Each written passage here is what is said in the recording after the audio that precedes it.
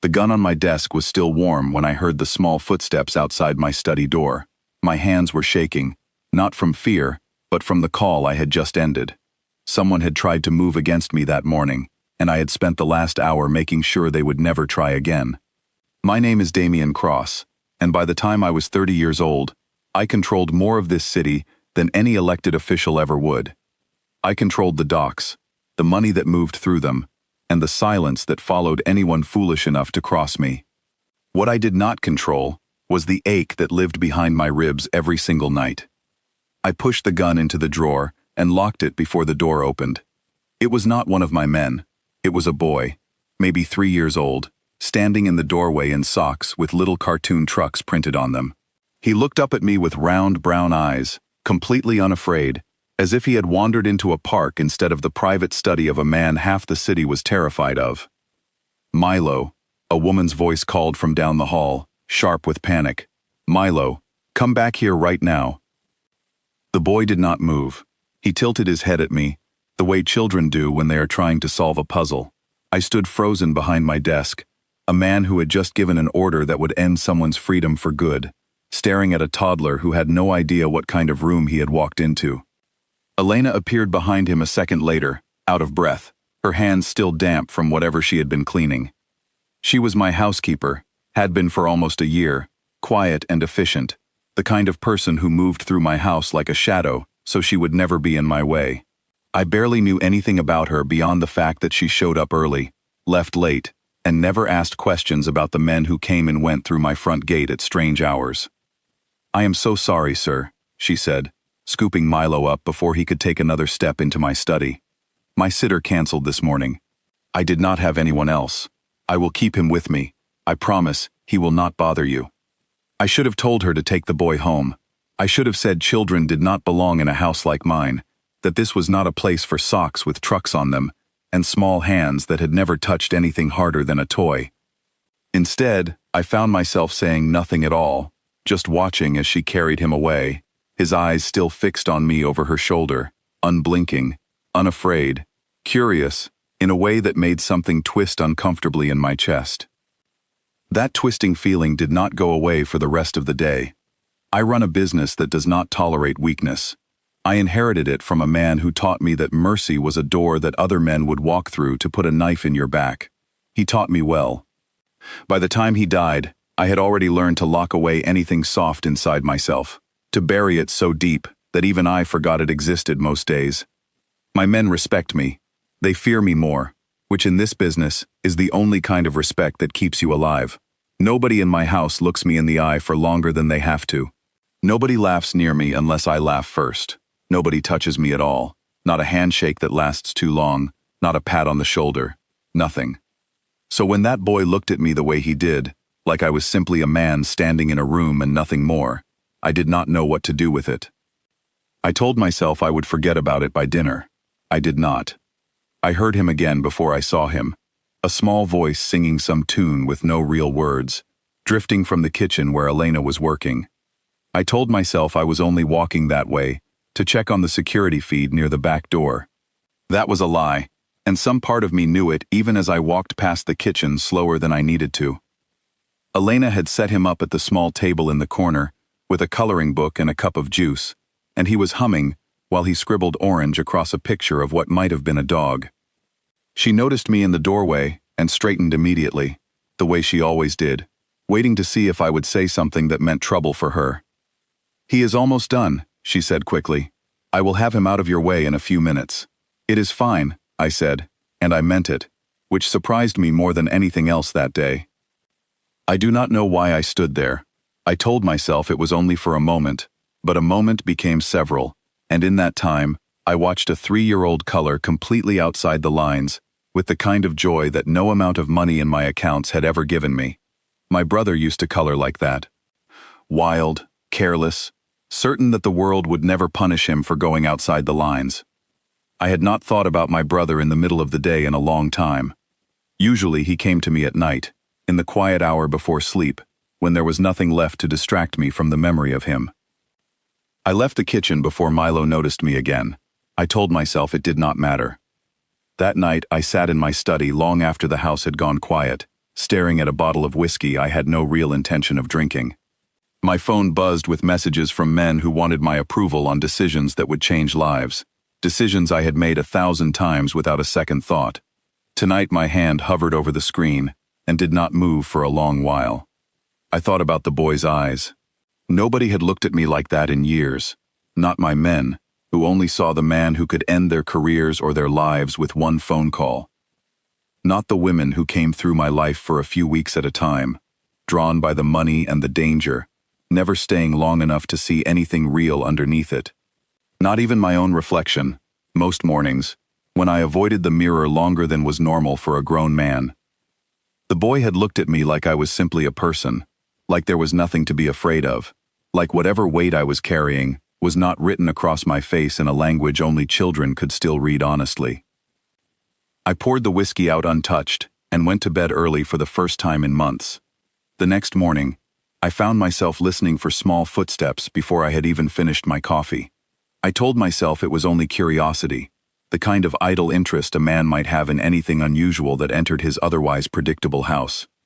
I have told myself many lies over the years, most of them to survive the things I have done. This was a smaller lie than most, but it was still a lie. Elena brought Milo again that day, apologizing before I even asked why. Her regular arrangement had fallen through completely, she explained. Her sitter had taken a job elsewhere without much warning, and she had nobody else who could watch him during the hours I needed the house cleaned. She looked exhausted in a way that had nothing to do with the work itself. I recognized that particular tiredness. It was the tiredness of someone carrying a life alone, with no one behind them to catch anything that might fall. "You can keep him here," I said, before I had fully decided to say it, "as long as he stays out of certain rooms." Relief crossed her face so quickly and so completely that it startled me. She thanked me several times, more than the moment required, and I waved it off the way I waved off most things, with a short nod and a change of subject. But something had shifted, quietly, in a place I did not examine too closely. Milo spent the day trailing behind Elena through the halls of my house, humming his wordless songs, touching things he probably should not have touched, asking questions in that endless way small children do, questions with no real answers, questions that adults stop asking themselves the moment life teaches them not to expect answers at all. Why is the sky that color today? Why does the big door creak? Why do you have so many rooms if nobody sleeps in them? I avoided him for most of the morning, burying myself in calls and meetings that mattered to men who thought their problems were the most important thing in the world. By early afternoon, business had quieted, and the house had settled into the strange peace it sometimes found between storms. I was in my study again. The door cracked open, because the air in the house felt different that day, lighter somehow, and I did not fully understand why I wanted to let some of that lightness in. That was when I heard him at the door again. I looked up, expecting Elena to appear behind him in a panic like the day before. She did not come. Milo stood there alone, gripping the doorframe with both hands, looking at me with the same unblinking curiosity from the first time we met. "Hi," he said, like we were old friends resuming a conversation. "Hello," I said back, because I did not know what else a person was supposed to say to a child standing in the doorway of a room where terrible decisions were made. He walked in without waiting for an invitation, the way only very young children can, completely unaware that adults consider some rooms forbidden. He climbed onto the chair across from my desk, his legs too short to reach the floor, and swung them back and forth, while he studied me with an intensity that felt far too old for his face. I should have called for Elena. I should have told him this was not a place for him to be. Instead, I sat there, waiting to see what he would say next, because some part of me, buried under years of walls I had built brick by brick, wanted to know. "You have a sad face," he said finally, like he was reporting the weather. I opened my mouth to correct him, to tell him he was mistaken, that men like me did not wear sadness where anyone could see it. Nothing came out. My throat had gone tight in a way I had not felt since I was younger than he was now. "I am fine," I managed eventually, my voice rougher than I meant it to be. He did not seem convinced. He tilted his head again, the same puzzle-solving look from the first day, and studied my face like he was reading something written there in ink only he could see. Outside the study, I could hear Elena's footsteps growing closer, calling his name, with the same gentle worry she always carried. I knew our moment was about to end. Part of me wanted it to. Part of me, a part I had not felt in a very long time, wanted it to stretch on a little longer. Milo hopped down from the chair before she reached the door, walked around the desk with the confidence of someone twice his size, and stopped right beside me. He reached up and patted my arm twice, gently, the way you might comfort someone much smaller than yourself. "It is okay," he said, with the total certainty only a child can have about things he does not fully understand. Then Elena appeared in the doorway, breathless again, already apologizing before she had even fully entered the room. She reached for his hand, ready to pull him away, ready to protect me from an interruption she assumed I would resent. I told her it was fine. I told her, in a voice that did not sound entirely like my own, that he could stay a little longer if he wanted to. She looked at me for a moment, like she was seeing something new, something she had not expected to find behind the reputation that walked ahead of me into every room. I did not explain myself. I did not have the words for it yet. That night, long after Elena had taken Milo home and the house had returned to its usual silence, I sat by the window in my study and thought about his small hand patting my arm. 2 soft taps, nothing more, and yet it had reached somewhere inside me that years of therapy I never attended could not have touched. "Everybody gets sad sometimes," he had said, as if it were the simplest truth in the world. For a man who had spent his whole life being told that sadness was a weakness to be hidden or destroyed before it destroyed you, that simple sentence from a 3-year-old cracked something open that had been sealed shut since I was young enough to still believe the world was fair. I did not sleep well that night either, but for the first time in longer than I could remember, it was not because of the things I carried alone in the dark. It was because I could still feel the warmth of a small hand on my arm, and I did not know what to do with the fact that it felt like the first honest comfort I had received in years. I told myself it meant nothing. I told myself that by morning, the feeling would fade, the way most feelings did in a life built on control and distance. I was wrong about that, though I would not understand exactly how wrong until several days later, when the boy would ask me a question that would break something open I had spent my whole life keeping shut. The days that followed felt different in a way I could not explain to anyone, least of all myself. My house had always run on the same rhythm: meetings in the morning, decisions in the afternoon, silence at night. Now there was a small voice humming somewhere down the hall, small footsteps that no longer startled me the way they once had. I began listening for them without meaning to, the same way a man listens for a phone call he is both dreading and hoping for. I told myself none of it mattered. I told myself I was simply being patient with my housekeeper's difficult situation, nothing more.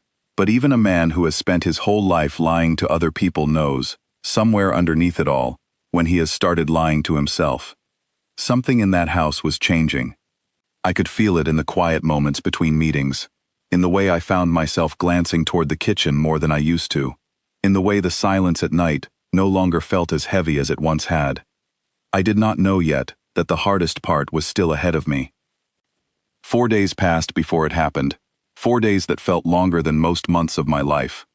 Elena's sitter troubles did not resolve themselves, and so Milo kept coming with her, a small shadow trailing behind a woman who apologized for his presence every single morning, even after I stopped expecting the apology at all. I had a difficult call that morning, the kind that used to roll off me without leaving a mark.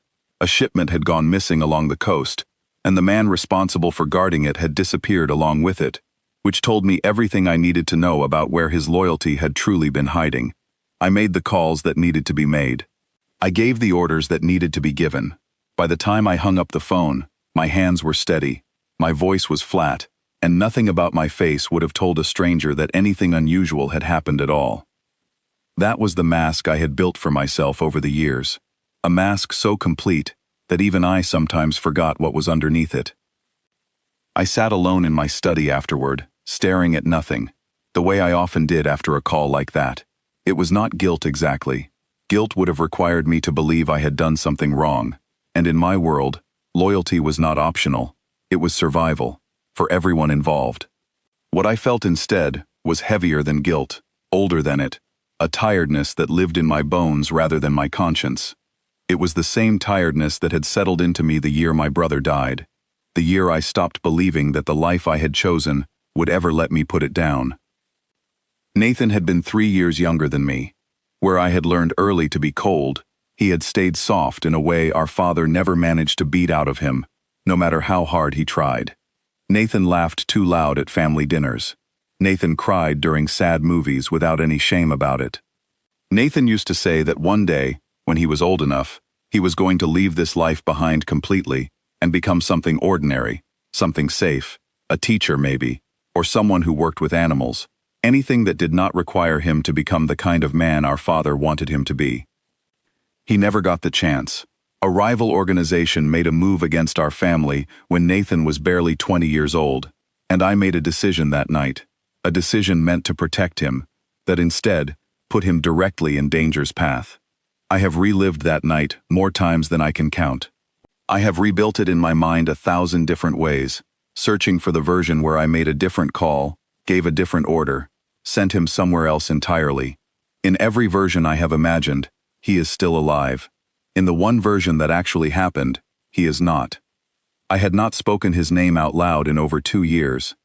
I barely allowed myself to think it in the daylight hours, when there were decisions to make, and men who needed to see nothing but strength in my face. I do not know how long I sat there that afternoon, lost somewhere between memory and the present moment, before I noticed Milo standing in my doorway again. He was not humming this time.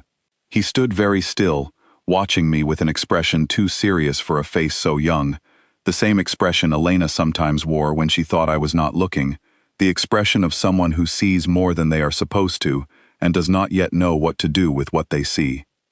"Milo," I said, my voice rougher than I intended. "You should be with your mother." He did not move.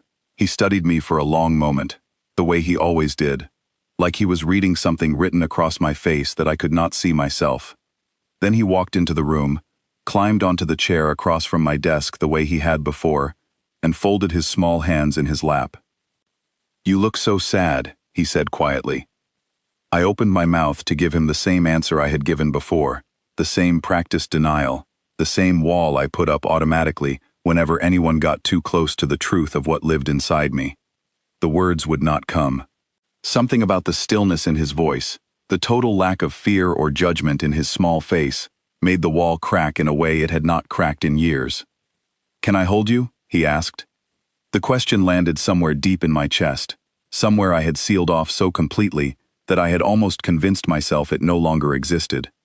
Nobody had asked me that question since I was a child myself, since before my father decided that comfort was a weakness he would not tolerate in his sons, since before Nathan grew old enough to understand that our family did not hug, did not comfort, did not admit to needing anything at all.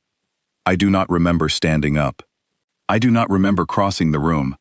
I only remember kneeling down in front of a 3-year-old boy I had known for less than a week, and letting him wrap his small arms around my neck, the way you might hold someone you loved, someone who mattered to you completely, without any of the careful distance the rest of the world kept from me. And then, for the first time since the night my brother died, I broke. It did not come out gently. It came out the way a dam breaks after years of pressure building behind it, sudden and complete, and impossible to stop once it started. I do not know how long I knelt there, holding on to a child who was too young to understand the weight of what he had just done, my whole body shaking with a grief I had never once allowed myself to feel fully, not at the funeral, not in the years since, not anywhere anyone might have seen it and used it against me. Milo did not pull away. He did not look frightened by the sound of a grown man crying, the kind of sound that would have sent most adults in my life running in the opposite direction, terrified of what it might mean about me, terrified of what I might do to anyone who witnessed it. He simply held on, patting my back the way he had patted my arm days before, humming softly, the same wordless tune he hummed while coloring, as if crying were nothing more than a storm that needed to pass, something ordinary, something survivable. I do not know how long we stayed like that. Long enough that my knees ached from the floor, long enough that the light in the room shifted from afternoon gold to something dimmer, long enough that when I finally heard Elena's footsteps approaching, quick and worried, I did not have time to compose myself before she reached the doorway. She stopped there, frozen, taking in the sight of her employer, a man the whole city feared, kneeling on the floor of his own study, with tears on his face, held by her 3-year-old son, as though he were the one comforting a grieving parent, instead of the other way around. I expected shame to hit me instantly. I expected the old instincts to take over, the ones that had kept me alive for years, the ones that demanded I stand up immediately, wipe my face, pretend nothing had happened, and remind everyone in the room exactly who was in control. Those instincts did not come. Instead, I stayed exactly where I was, my arms still around a boy who was not mine, in front of a woman who worked for me and had every reason to run from what she had just seen. "I am sorry," Elena said quietly, though I could not tell if she was apologizing for Milo's boldness or for witnessing something she was never meant to see. "He does not understand what this house is. He does not know he should not have done that." "He understood exactly what he was doing," I said, my voice still unsteady, "more than most grown men I know ever have." She did not say anything to that. She simply stood there, watching us, something shifting behind her eyes that I could not fully read. After a long moment, she crossed the room slowly and knelt down beside us, not touching me, careful not to overstep whatever boundary still remained between an employer and the woman who cleaned his house, but close enough that I could feel the warmth of another person nearby, close enough that for the first time in years, I did not feel entirely alone in a room. "He does that," she said softly, after a while. "He always knows when someone is hurting. I do not know how. He has always been like that, even as a baby. He used to cry whenever I cried, before he could even talk." I finally pulled back, wiping my face with the back of my hand, embarrassed, now that the moment had passed and reality was creeping back in. Milo watched me with the same calm patience he had shown from the very beginning, as if he had simply done something as ordinary as handing me a glass of water. "Thank you," I said to him, my voice barely above a whisper. He smiled, a small, satisfied smile, the way children smile when they believe they have fixed something that was broken. "You are welcome," he said, with the same seriousness he had used to ask if he could hold me in the first place. Elena helped me to my feet, though I barely needed the help, more from the strange gentleness of the gesture than from any real physical necessity. Neither of us said anything for a moment. The silence between us was not uncomfortable the way silence usually was between me and the people who worked for me. It felt, strangely, like the beginning of something neither of us had words for yet. "I should get him home," she said finally, glancing at Milo, who had climbed down from my lap and was now examining a paperweight on my desk with great interest. "It has been a long day," I nodded, though some part of me did not want them to leave. It was a feeling I had not experienced in longer than I could remember, the reluctance to let go of a moment of genuine human closeness, the fear that if they walked out that door, whatever had just happened would seal itself back up the way everything in my life always did, and I would return to being the man I had built myself into, cold and untouchable, and entirely alone. "Elena," I said, before she could turn away completely. She paused, waiting.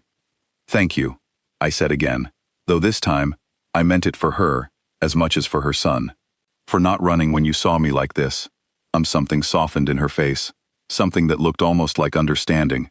"You are not what people say you are," she said quietly, "or at least, not only that." She scooped Milo up before I could respond to that, and he waved at me over her shoulder as they walked away, the same small hand that had patted my arm and held onto my neck, now offering a simple, cheerful goodbye, as if the whole encounter had been nothing more remarkable to him than any other part of an ordinary day. I stood alone in my study for a long time after they left, staring at the chair where Milo had been sitting, feeling something in my chest that I had almost forgotten the shape of. It was not happiness exactly, not yet. It was something closer to relief, the relief of a wound finally being touched after years of being left to fester in silence, painful and necessary all at once. I thought about my brother that night, but for the first time in 2 years, the memory did not arrive alone in the dark, heavy, and suffocating. It arrived alongside the memory of small arms around my neck, of a voice too young to know what fear should sound like, asking permission to offer comfort to a man the whole world had decided did not deserve any. I did not know yet what that moment would cost me, or what it would mean for the fragile new thing that had begun to grow inside a house that had never known softness before. I only knew that something had shifted permanently inside me, and there was no putting it back exactly the way it had been. The next morning, for the first time since Nathan's death, I woke up without immediately reaching for the weight I usually carried before my feet even touched the floor. It did not disappear entirely. It never would. But for a few quiet minutes, before the day's business began, I simply lay there, remembering the sound of a child humming to comfort a grown man he barely knew, and I let myself feel something close to hope. I had no idea, that morning, how quickly that hope would be tested. Over the following 2 weeks, something in my house began to change in ways I could not have predicted, and did not fully try to stop. Elena's childcare troubles never really resolved, though I began to suspect she was not looking very hard to fix them anymore, and I never once told her to find another arrangement. Milo became a quiet fixture in my days, humming his way through hallways that had only ever known silence and tension, and I found myself, more often than I wanted to admit, arranging my schedule so that I would be free when he wandered toward my study. I learned things about Elena during those weeks that I had never bothered to ask before, back when she was simply the woman who kept my house clean and my meals prepared. I learned that Milo's father had left before he was even born, a man who wanted nothing to do with either of them once he heard the word father attached to his name. I learned that Elena had worked 3 jobs at once during her pregnancy, cleaning offices at night and waiting tables during the day, just to save enough money to stop being afraid of what would happen if she got sick, or if Milo needed something she could not immediately afford. I learned that she had taken the job in my house because it paid better than anything else available to her, despite everyone she knew warning her about the kind of man I was rumored to be. She told me this one evening, almost apologetically, as if she expected me to be offended by the honesty. "I was scared of you for the first month," she admitted, folding laundry in the small room off the kitchen, while Milo napped nearby on a blanket she kept there for exactly that purpose. "Everyone said you were dangerous. They said terrible things happened to people who crossed you." "They were not wrong," I said, "because I have never seen the point in lying about what I am, especially not to someone who had already seen me at my most unguarded." She looked up at that, studying me the same careful way her son did, though with an adult's wariness layered over the curiosity. "Maybe not," she said slowly, "but I have also seen you kneel on the floor and cry because a 3-year-old asked to hug you. Whatever else is true about you, that is true too." I did not have an answer for that. I was not used to being seen so completely, not used to someone holding both truths about me at once, without flinching away from either one. It was around that time that I finally told her about Nathan. I had not planned to. It happened on a quiet evening when Milo had fallen asleep early, worn out from an afternoon spent chasing one of the guard dogs around the garden, a dog who had apparently decided the boy was worth protecting and had taken to following him everywhere he went. Elena and I sat on the back porch while she waited for a car to take them home, and the silence between us had grown comfortable enough that I found myself filling it with words I had never spoken aloud to anyone. I told her about my brother's laugh, too loud for our father's taste, and how our father used to tell him to quiet down at the dinner table, as though joy itself was something shameful. I told her about the year Nathan turned 20, how he had started talking more seriously about leaving this life behind, about becoming ordinary, safe, something our family had never allowed itself to be. I told her about the night everything went wrong, the decision I made trying to protect him, the decision that instead sent him directly into danger I never saw coming until it was far too late to undo. "I have replayed that night 1,000 times, I said, staring out at the dark garden instead of at her, unable to hold her gaze while I said it. "I keep trying to find the version where I choose differently. I have never found it." Elena was quiet for a long moment. When she finally spoke, her voice was gentle, in a way that did not feel like pity, which was the only reason I could stand to hear it at all. "You cannot know what would have happened if you had chosen differently," she said. "You can only know what did happen, and you can only decide what kind of man you are going to be now, with what you carry. That is the only choice that is still yours to make." I thought about that long after she and Milo had gone home that night. It was not forgiveness, not exactly. And I did not expect it to be.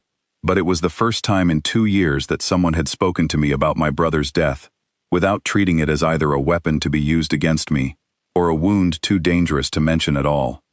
She had simply let it be what it was, a terrible thing that had happened, carried by a man who was still, despite everything, allowed to keep living. Milo, for his part, seemed entirely unaware of the weight of what had passed between his mother and me. He continued treating my house as though it were the most ordinary place in the world, chasing the guard dog through the garden, leaving crayon drawings on my desk that I found myself keeping in a drawer instead of throwing away, appearing in my study at unpredictable hours to ask questions that had no real answers and did not seem to need any. "Why do the men outside carry guns?" he asked me one afternoon, catching me completely off guard. His crayon paused mid-stroke over a drawing of what I think was supposed to be our garden. I hesitated, unsure how much truth a 3-year-old deserved, unsure how much truth I was even willing to give voice to in front of him.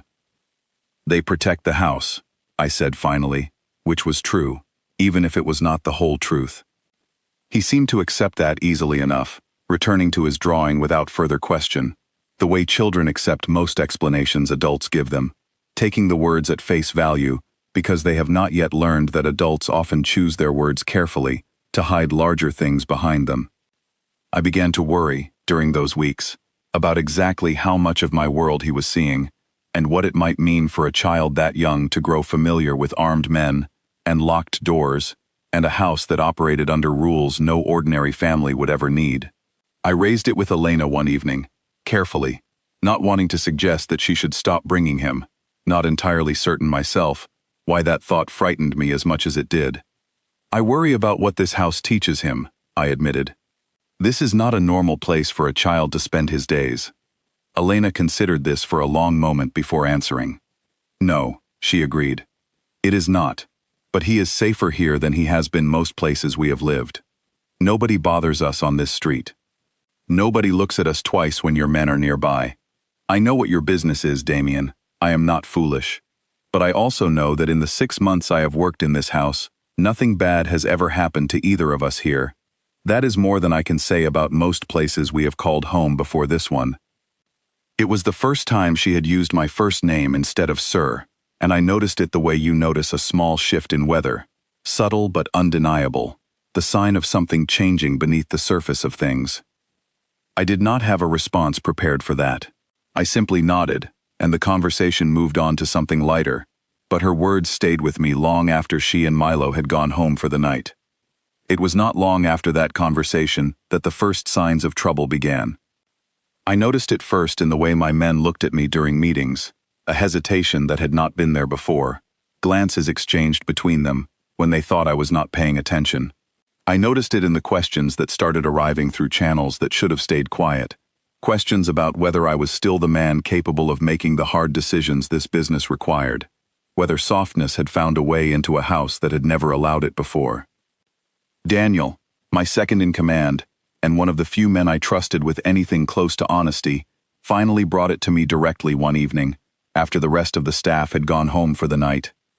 "People are talking," he said, standing in the doorway of my study, with the careful posture of a man delivering news he expects will not be welcome. "About the woman, about the boy." "They are welcome to talk," I said, though something tightened in my chest at the mention of them, a protective instinct I had not expected to develop so quickly, or so completely. "Damien," Daniel said, using my name the way only my oldest and most trusted men were permitted to, "you know how this business works. The moment people believe you have something to lose, something soft that can be used against you, they stop being afraid. And when men stop being afraid of you, they start looking for ways to test that." I knew he was right. I had built my entire reputation on the belief that I had nothing left to lose, nothing that could be taken from me to force my hand, no soft place that could be pressed to make me bend. For years, that reputation had kept me safe more effectively than any weapon or any wall around my house ever could have. Now, for the first time since Nathan died, there was something in my life that mattered to me again, something that could be used as leverage by anyone smart enough or desperate enough to try. "Have there been specific threats?" I asked, my voice flat now, the businessman returning to push aside the man who had spent the last several weeks learning how to feel things again. "Nothing specific yet," Daniel admitted, "but Victor Lane has been asking questions about your household staff, about who comes and goes, about the woman and her son specifically." Victor Lane was not a name I took lightly. He had spent the better part of 2 years trying to expand his territory into parts of the city that belonged to me, testing my boundaries carefully, looking for any weakness he could exploit without triggering outright conflict he was not yet prepared to win. If he was asking questions about Elena and Milo, it meant he had noticed the same shift in my behavior that Daniel had noticed, and men like Victor did not gather information without eventually intending to use it. I sat with that information long after Daniel left for the night, turning it over in my mind, feeling the old instincts rise up inside me, the ones that had kept me alive and in control for years, by teaching me to eliminate any vulnerability before someone else could exploit it. Those instincts told me exactly what I needed to do: distance myself from Elena and Milo immediately, let them go, quietly, before anyone had the chance to use them against me, return to the man I had been before a 3-year-old's small hands had cracked open a door I had spent years keeping locked. I thought about it seriously that night, staring out at the dark garden where Milo had spent so many afternoons chasing a dog who had decided, without anyone's permission, that the boy was worth protecting.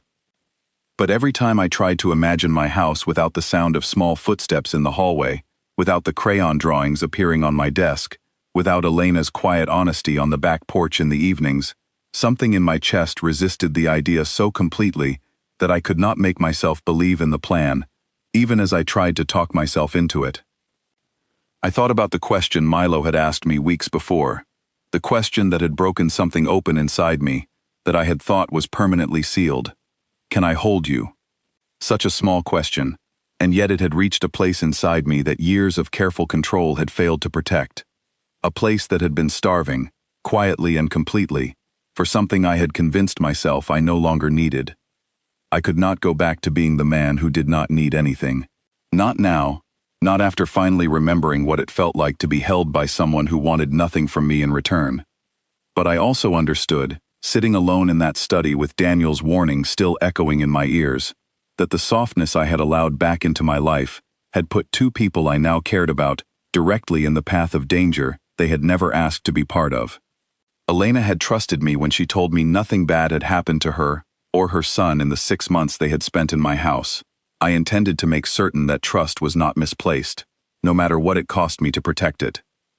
I did not sleep at all that night, turning over every possible plan in my mind, trying to find a version of my life that let me keep both the man I had become and the people who had helped me become him, safe from the world I had spent my whole life building around myself. I did not yet know how quickly Victor Lane would force my hand, or how far I would be willing to go to make sure that when he finally made his move, he would find nothing weak waiting for him at all. The call came 3 days later, in the middle of the afternoon, while Elena was upstairs changing the linens, and Milo sat at his usual spot at the kitchen table, drawing something with far too much orange again.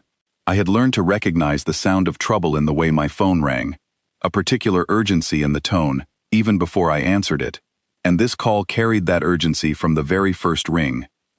It was one of the men I kept stationed near the edge of my territory, close to the docks where Victor Lane's people had been growing bolder in recent weeks. His voice was tight, controlled in the way trained men learn to control themselves, even when the news they carry is bad. "There is a car outside the east gate," he said. "2 men. They are not ours, and they are not trying very hard to hide that they are watching the house." My whole body went still.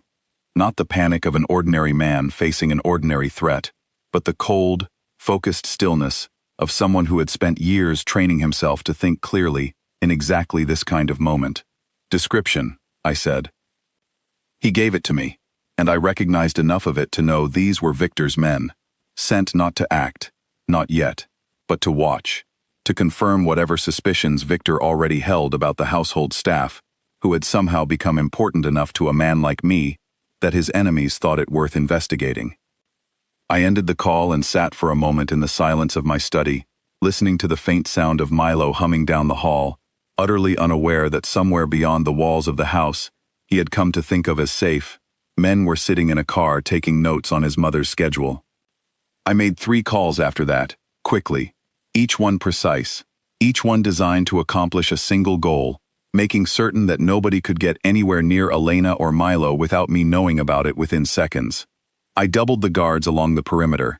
I arranged for a car to follow Elena's own car whenever she left the property, discreetly enough that she would not notice unless something went wrong. I made sure every man in my employ understood, without needing to be told twice, that anything involving the boy or his mother was to be treated with the same seriousness as a direct threat against me personally. Then I went to find Elena, because she deserved to know at least part of what was happening, even if I could not bring myself to tell her everything. She was in the hallway upstairs, arms full of fresh linens, and she must have seen something in my face immediately, because she set the linens down on a nearby chair and looked at me with the particular sharpness of someone who has learned to read danger quickly, a skill she had likely developed long before she ever met me. "What happened?" she said, not a question so much as a demand. I did not lie to her. I had promised myself, somewhere in the last few weeks, that I would not lie to her the way I lied to almost everyone else in my life. "There is a man named Victor Lane," I said. "He has been trying to move into my territory for 2 years. He has recently started asking questions about you and Milo." Her face went pale, and her hand moved instinctively toward the stairs, toward the kitchen where her son was sitting, as though her body understood the danger before her mind had fully processed it. "Is he safe right now?" she asked, already moving. "He is safe," I said, following her down the stairs. "I have doubled the guards. Nobody is getting near this house without going through people I trust completely."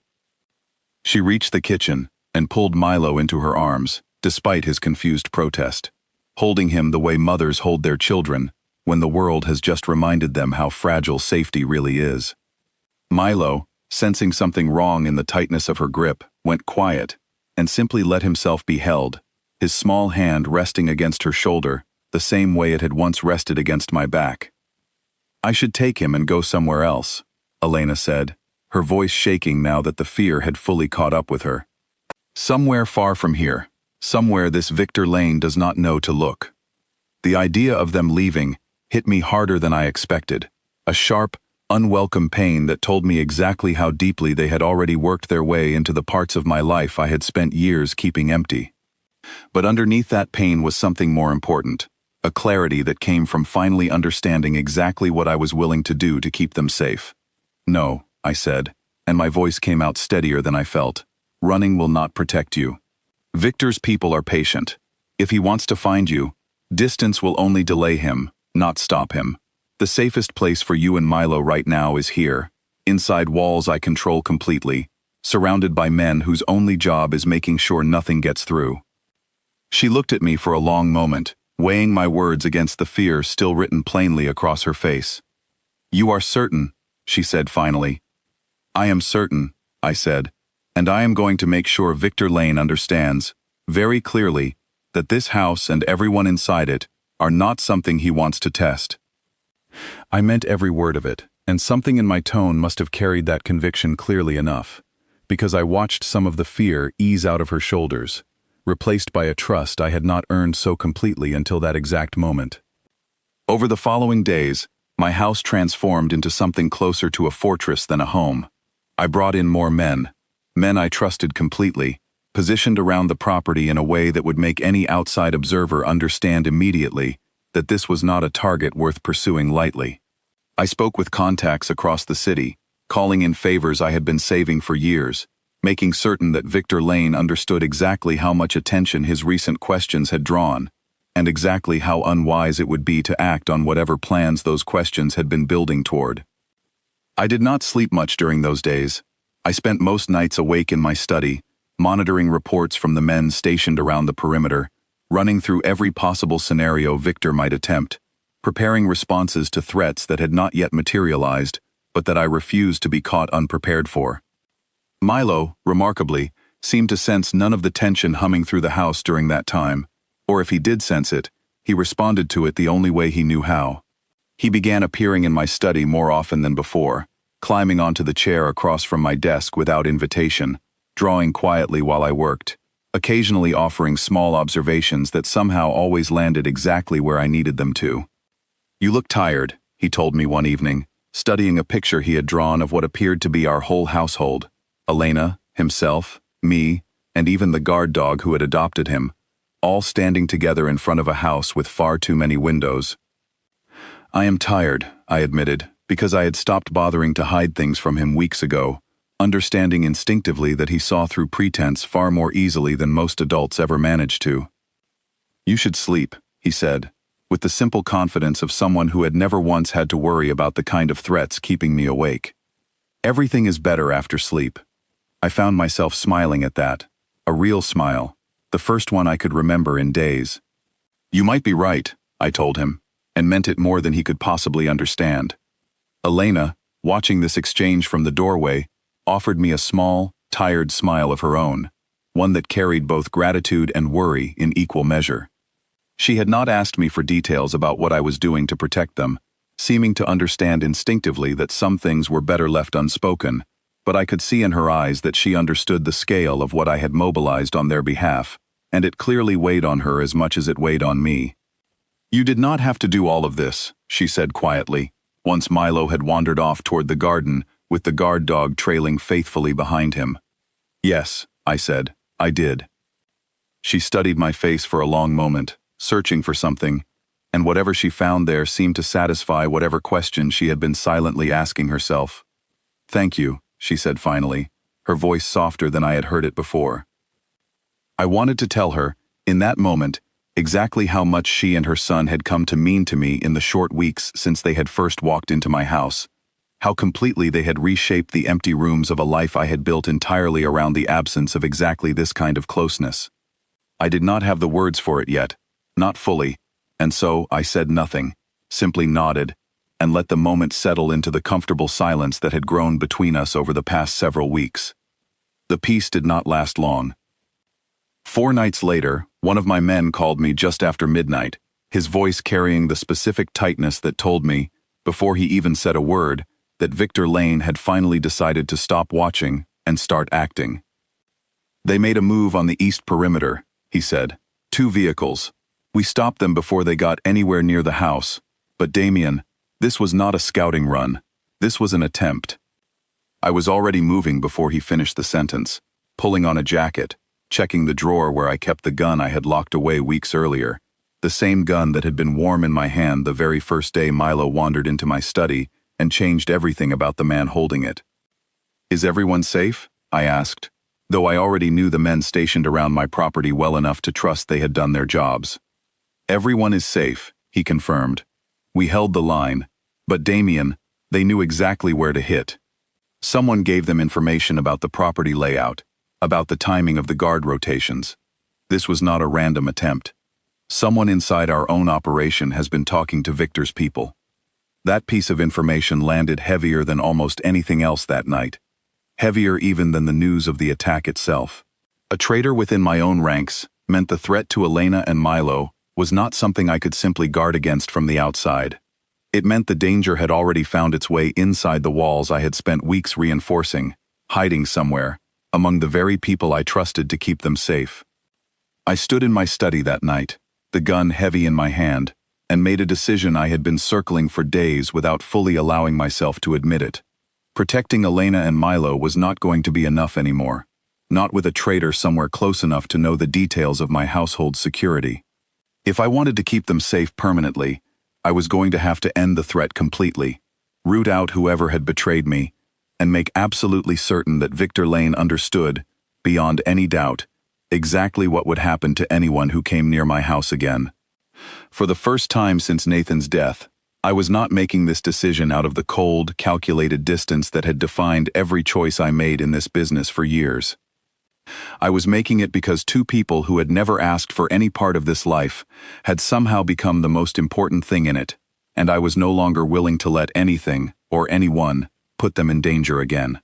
I called Daniel before dawn, and together, we began building a plan that would end, one way or another, before the week was over. Daniel and I spent the next 2 days tracing the leak, working through the list of men who had access to the details Victor Lane's people had used, narrowing it down through careful questions and quiet observation until we found the answer we had been searching for. It was a younger man named Owen, someone I had trusted with more responsibility than his years in the organization probably warranted, someone who had apparently decided that a payment from Victor Lane was worth more to him than the loyalty I had shown him. I will not describe in detail what happened when we confronted him, only that Owen confessed everything once he understood how thoroughly we already knew, and that his time working for me came to a permanent end that night. The information he had been selling stopped the moment he did, and with it, Victor Lane lost the advantage he had been counting on. But losing his inside information did not mean Victor would simply give up. Men like him rarely accepted defeat quietly, and I understood that removing the leak was only the first step in ending the threat completely. The real confrontation, the one that would decide whether Elena and Milo could ever truly feel safe in my house again, was still ahead of us. I reached out to Victor directly 2 days later, arranging a meeting on neutral ground, the kind of careful, formal negotiation that men in our position sometimes use to settle disputes without turning an entire city into a battlefield. I brought Daniel and 2 of my most trusted men. Victor arrived with a similar number, and for a long, tense hour, we sat across from each other in a private room above a restaurant that had hosted exactly this kind of conversation many times before. I laid it out plainly, the way I had learned to do over years of navigating exactly this kind of dangerous negotiation. I told him I knew about the men at my east perimeter. I told him I knew about Owen, and what had happened to him once his usefulness ended. I told him, in language that left no room for misunderstanding, that anything involving my household staff, their families, or anyone under my protection would be treated with the same seriousness as a direct attack on me, and that I had both the resources and the resolve to make certain any future attempt would cost him far more than he was prepared to pay. Victor, for his part, was not a fool, whatever else he might have been. He understood the calculation I was presenting him, understood that pushing further into a fight I was now fully committed to winning would cost him resources and standing he could not easily replace, especially with his inside information gone and his scouting attempt already exposed and neutralized. Men like Victor did not back down out of decency. They backed down when the math no longer favored them, and I made certain, in that room, that the math had shifted permanently against him. By the end of that hour, we had reached an understanding, the kind that would hold for exactly as long as it remained in both our interests, which in this world was often the only kind of peace available. Victor agreed to withdraw his people from my territory entirely, to end whatever plans he had been building around Elena and Milo, in exchange for concessions I was willing to make in other, less personal parts of my business. It was not friendship. It would never be friendship, but it was enough to end the immediate danger, and for the first time in nearly a week, I left that meeting able to breathe fully again. I did not go home directly. I drove instead to the small apartment where Elena and Milo lived, a modest place on a quiet street that I had visited only once before, the day I insisted on personally verifying the extra security I had arranged around it, during the height of the danger. Elena opened the door before I finished knocking, alarm crossing her face at the unexpected sight of me standing there so late in the evening. "Is everything all right?" she asked immediately, already scanning the street behind me for any sign of trouble.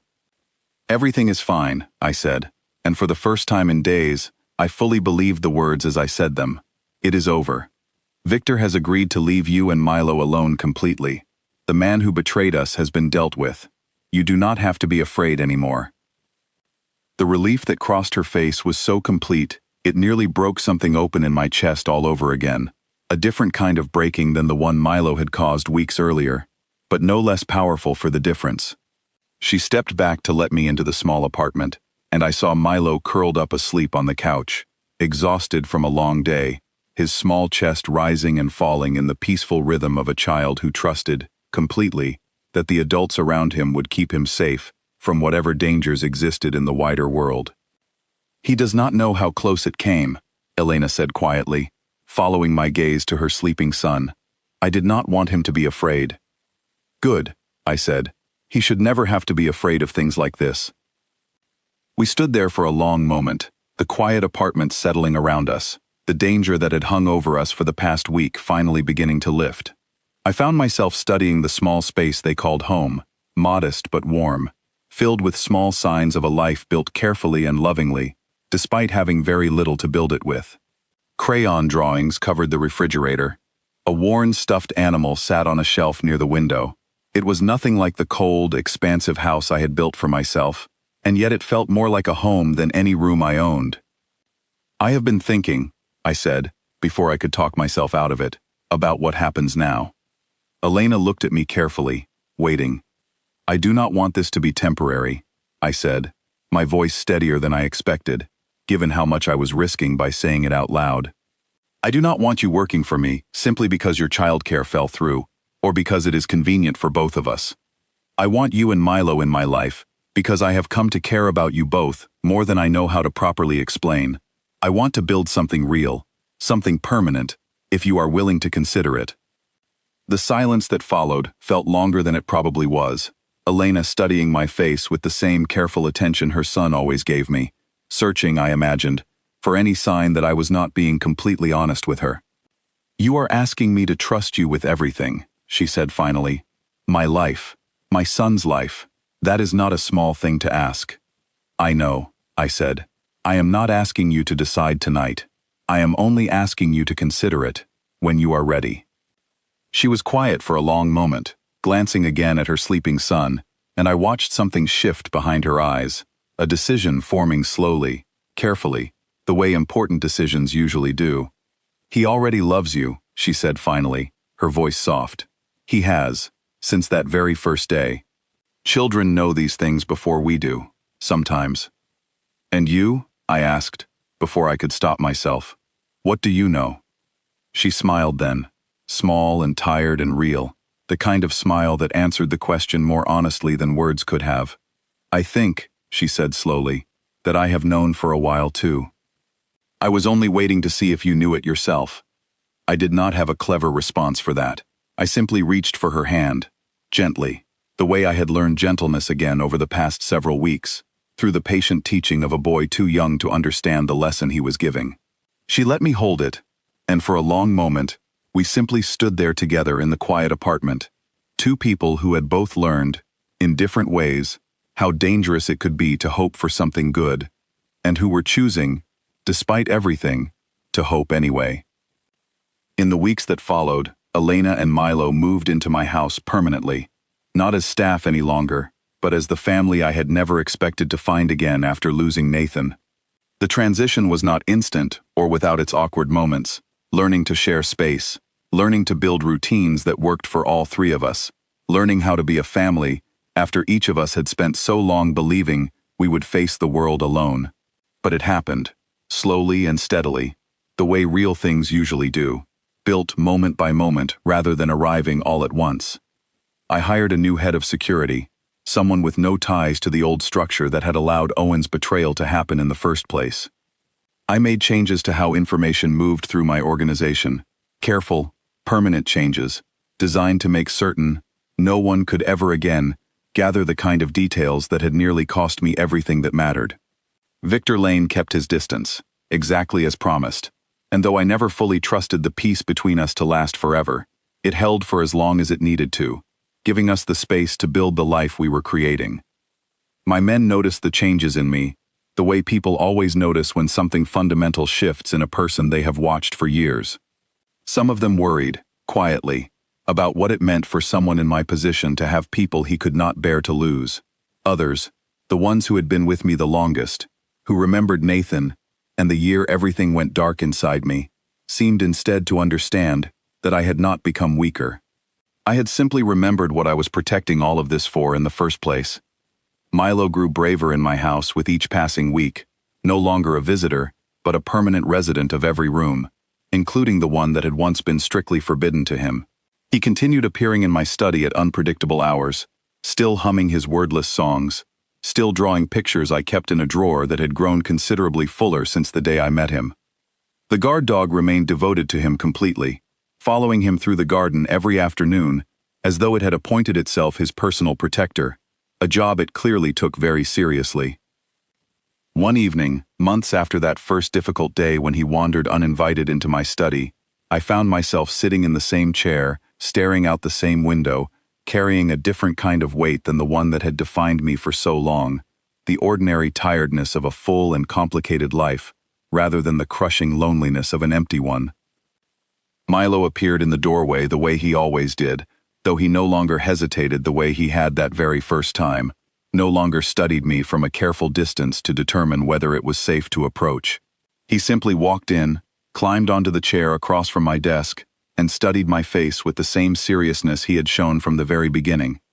"You look sad," he said, though this time there was less concern in his voice, more simple observation, the way a person might comment on someone getting caught in an ordinary bit of afternoon rain. "A little," I admitted, and it was true, though the sadness that lived in me now was softer, quieter, the ordinary kind that comes from missing someone you have lost, rather than the sharp, unbearable kind that had once threatened to swallow me whole. "Can I hold you?" he asked, the exact same question, spoken with the exact same simple certainty as the very first time, as though he understood, in whatever way a small child understands such things, that some comfort is worth offering, again and again, no matter how many times it has already been given. "Yes," I said, my voice thick, though not with the same grief as before. This time it was thick with something closer to gratitude, closer to peace. "You can hold me." He climbed down from his chair and crossed the room the way he had done so many times before, and I knelt down to meet him halfway, wrapping my arms around a small boy who had walked into my life uninvited and changed the entire shape of it, simply by refusing to be afraid of a man everyone else had learned to fear. Elena appeared in the doorway a moment later, drawn by the familiar quiet of the room, and instead of the alarm she had shown that very first day, she simply smiled, crossed the room to join us, and knelt down beside her son and the man who had become, against every expectation either of us once held, exactly the family neither of us thought we would ever have again. I do not know if I will ever fully put down the weight of what I lost the night my brother died. Some griefs are not meant to disappear completely, only to be carried differently, shared among people willing to help hold the burden with you, instead of leaving you to carry it entirely alone. What I know now, kneeling on the floor of my study with my arms around the two people who had taught me that lesson, is that I am no longer carrying anything by myself. And for a man who once believed that softness was a weakness he could never afford, that has turned out to be the greatest strength I have ever found.